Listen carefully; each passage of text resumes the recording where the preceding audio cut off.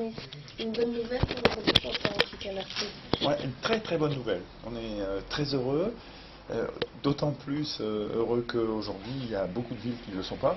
Il faut être très clair, puisqu'on est dans le cadre d'une restructuration de l'armée qui est une restructuration importante, qui supprime sur l'essentiel, sur le pays, environ 55 000 postes de militaires et de civils.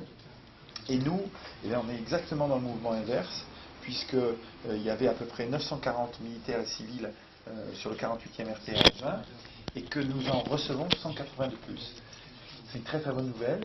Moi je veux dire un merci, un vrai merci au ministre de la Défense. Il a tenu parole, il était venu nous le dire en février. On n'avait pas les chiffres, mais il nous avait dit il ne peut vous arriver que du bien. On était un peu inquiets quand même, parce que vraiment là, ces jours-ci, l'ambiance était lourde. Imaginez qu'à Senlis, à Laval, à Caen, il y a eu des régiments de transmission qui ont été supprimés. Et donc le nôtre est renforcé, très bonne nouvelle. Et justement, comment ça se fait que le nôtre soit maintenu et renforcé? Ouais, je crois d'abord que c'est le fruit du travail des militaires d'Agen. Et je voudrais aujourd'hui les saluer.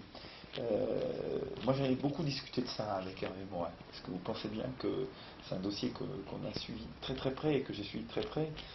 Et en final, Hervé Morin m'a dit, écoute, on va garder ton régiment, on va garder, et pour trois raisons, et puis une petite dernière que je te dirai après. Les trois raisons de fond, c'est d'abord le travail des militaires. Le travail des militaires, et premièrement, les transmissions sont une arme moderne, c'est-à-dire que dans une armée, c'est vital que les unités se communiquent vite et bien. Mais ça ne suffit pas. La preuve, Senlis est supprimé, Caen est supprimé, Laval est supprimé. Ensuite, le régiment du 48e RT était spécialement bien noté pour ce qu'il a fait en opération extérieure. Et vous savez que le gros du travail de l'armée française aujourd'hui, c'est à l'extérieur. C'est au Liban, c'est dans les Balkans, c'est en Côte d'Ivoire. Et donc l'armée française, elle se projette en fonction des enjeux diplomatiques. Les nôtres, ils ont été souvent, ils ont toujours fait preuve d'une efficacité et d'un professionnalisme. Au moment de la décision, ça se retrouve. Et aujourd'hui, je veux vraiment, au nom de toutes les Agenaises et les Agenais, leur dire bravo, parce que ça aurait pu être différent. Et puis la troisième raison, c'est que tous les chefs de corps du 48e RT, et je pense à Philippe Pontiès, je pense à tous les chefs de corps qui se sont succédés, ils ont eu le souci de moderniser sans cesse le 48e RT, ce qui veut dire qu'on a un site, et récemment encore avec le MES, on a un site qui est moderne, bien maintenu. Quand vous ajoutez tout ça, transmission arme moderne, régiment professionnel quand il est déployé à l'extérieur, infrastructure maintenue, et puis la petite dernière raison, c'est qu'on s'en est occupé, politiquement on s'en est occupé de cette décision, ça donne une décision positive et c'est vrai qu'aujourd'hui on est très heureux. Alors justement, aujourd'hui vous êtes heureux, mais on s'en doute bien, vous avez un regard quand même vers l'avenir. Que faut-il faire encore plus pour sauver, peut-être pour une future carte militaire, le 48e RT?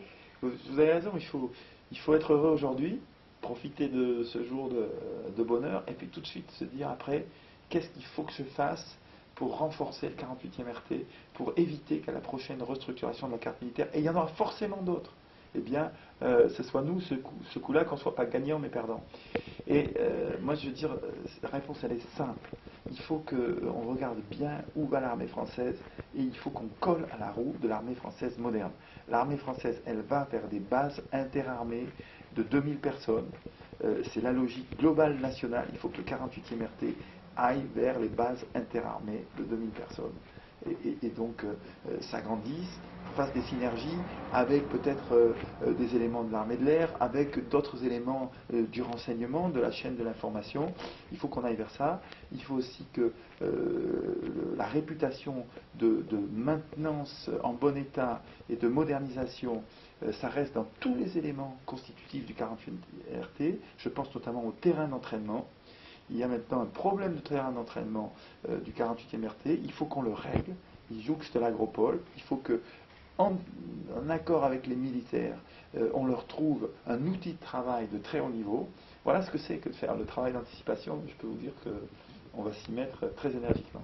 Donc en clair, durant les prochains mois, la réflexion va se porter sur un camp d'entraînement et sur de meilleures liaisons peut-être avec l'armée de l'air? Les prochains mois, d'abord, on accueille. On accueille. Donc, puisque les 180 nouvelles familles qui vont venir des régiments qui sont dissous, notamment Senlis, Laval, Caen, eh bien, imaginez que ces gens-là, aujourd'hui, on ne leur a pas appris une bonne nouvelle. Hein. Même si, en général, les gens sont contents de venir dans le sud-ouest. Donc, notre premier devoir à nous, et là je le dis aussi à la communauté à Genève, c'est d'accueillir ces gens-là. Et accueillir, c'est pas des belles paroles. Hein. C'est qu'est-ce qu'on peut faire au niveau logement, qu'est-ce qu'on peut faire au niveau de l'emploi de leurs conjoints, comment on scolarise leurs enfants. Et donc, dès la rentrée 2008, avec le colonel Iacono, le chef de corps du 48e RT, nous allons mettre en place une cellule d'accueil, mairie d'Agen 48e RT, pour accueillir ces gens-là. D'abord, on accueille.